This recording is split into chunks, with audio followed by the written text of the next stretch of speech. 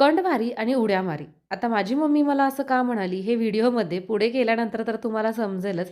आम्हाला जायचं होतं करमाळ्याला आणि नेमकी तेवढ्यात भाऊजींची मालाची गाडी आली. त्यामुळे हे सगळेजण मिळून अशा पद्धतीनं गाडीतला माल घरात उतरवून घेत होते. त्यानंतर मी माझा मेकअप केला आणि हा जो लिपस्टिकचा शेड आहे ना, अतिशय उत्कृष्ट आहे.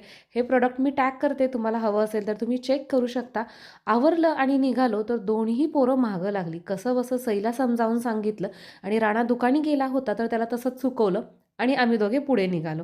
आता जाताना तर तुम्हाला चांगलं ऊन दिसतंय कारण की आत्ता संध्याकाळचे 5:30 वाजलेलेत आणि सध्या आहे ना ऊसाची वाहतूक सुरू आहे. तर त्याच्यामुळे ऊसाचे ट्रॅक्टर असतात आणि खूप जास्त वर्दळ असते आणि ऊसाच्या गाड्या तर कशा असतात सगळ्यांनाच माहिती आहे. त्याच्यामुळे या रोडवरती अपघाताचं प्रमाण वाढलेलं आहे.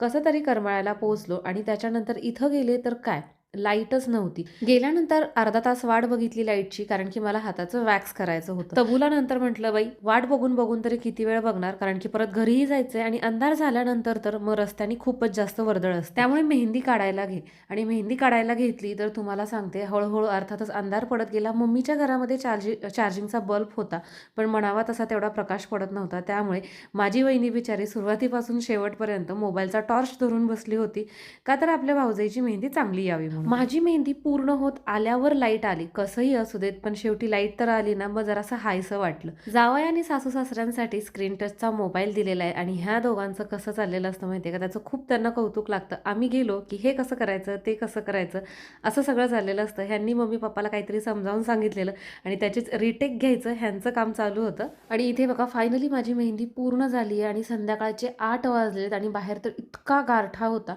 आणि त्यातून हाताला मेहंदी काढल्यामुळे तर खूपच जास्त थंडी वाजत होती. त्यामुळे मम्मी मला म्हटली, "बाई गं, तुला जमो कंडभारी आणि उड्या मारी. एवढं कुणी सांगितले?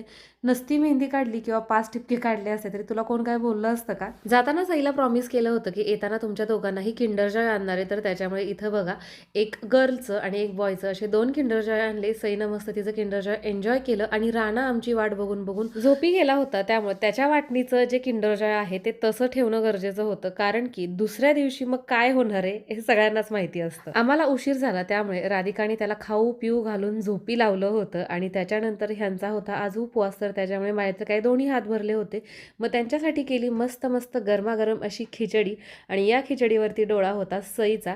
मला कमेंट करून नक्की सांगा की लहानपणी तुमचा सुद्धा असाच डोळा असायचा का तुमच्या मम्मी पप्पांच्या खिचडीवरती? अगोदर सईला नाही म्हटलं कारण की तिचं जेवण झालं पण नंतर तिला थोडीशी खिचडी खायला दिलीच.